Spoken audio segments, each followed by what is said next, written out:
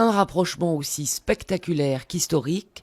Après un demi-siècle, les États-Unis et Cuba vont rétablir leurs relations diplomatiques.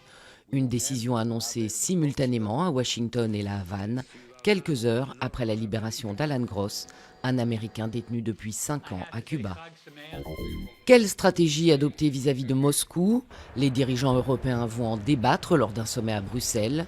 Une réunion largement consacrée à l'avenir de leurs relations avec la Russie, frappée depuis cet été par de lourdes sanctions en raison du conflit en Ukraine.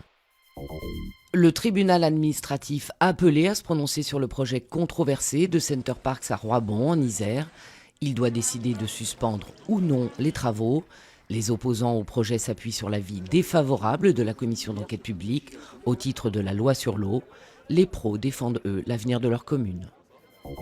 L'espérance de vie dans le monde en hausse de 6 ans depuis 1990. Elle est passée de 65,3 ans en moyenne à 71 ans et demi. Une progression plus marquée pour les femmes, avec 6,6 années gagnées que pour les hommes, selon cette étude portant sur 188 pays. C'est sans doute la période qui veut ça. Plus de 20 000 jouets dangereux ont été détruits par les douanières. Des jouets importés illégalement de Chine, contrefaits ou non conformes. Des saisies en hausse de 12 à 15% par an, avec de plus en plus de jouets contrefaits.